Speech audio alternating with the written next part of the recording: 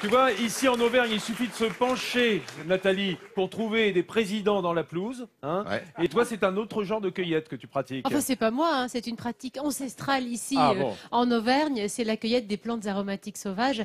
Alors, il y a 25 ans, des amis cueilleurs se sont regroupés en coopérative.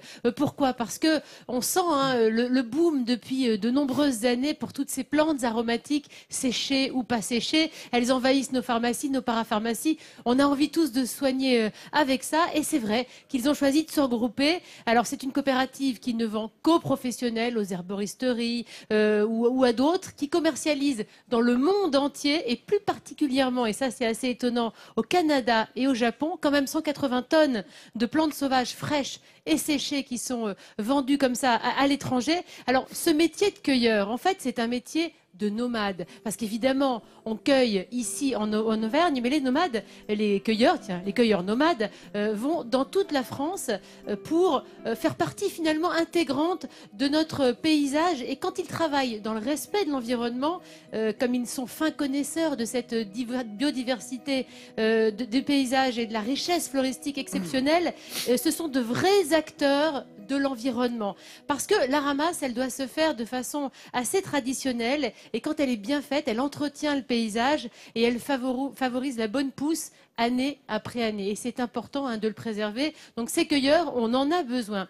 Du coup, je me suis dit que j'allais essayer de vous montrer 2-3 petites plantes qu'on peut trouver. Alors notamment, parce que tu sais que les charges d'herboristes ne sont pas renouvelées, et donc le métier d'herboriste disparaît. Donc on compte sur toi, Nathalie. On compte sur eux surtout, notamment la fameuse verveine.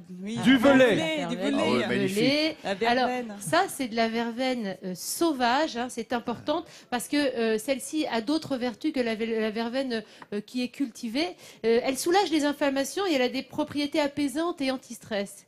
Jacques, je t'ai fait une petite infusion de verveine sauvage. Nathalie, une petite verveine le soir avant de se coucher, c'est juste ce qu'il faut. Attention, parce qu'ici, on l'a fait en liqueur à 60 degrés. Je ne sais pas si ça va vous aider à dormir. Verveine du velet, ça. C'est la verveine du velet. Magnifique. Avec ce côté un petit peu citronné, très caractéristique. Très bonne. Et puis la racine de gentiane. Ça, c'est ta mère. Ça, c'est énergisant, ça. Ça met en appétit. C'est tonique. T'en veux?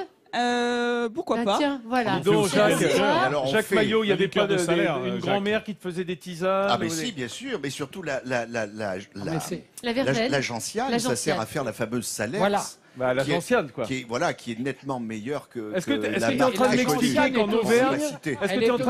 qu'en Auvergne, Auvergne, dès qu'il y a une plante, on en fait une liqueur ou une eau de vie? On adore les belles plantes. D'ailleurs, alors, il y a un truc qui est pas Gonzague. mal. Viens dormir chez moi, j'ai de la verveine, du velet, tu crois que ça peut marcher comme je sais. Écoute, ça peut marcher. Moi, ce que je te propose, Gonzague, t'essayes la semaine prochaine, puis tu nous fais un résumé filmé du résultat, pour savoir si ça fonctionne vraiment.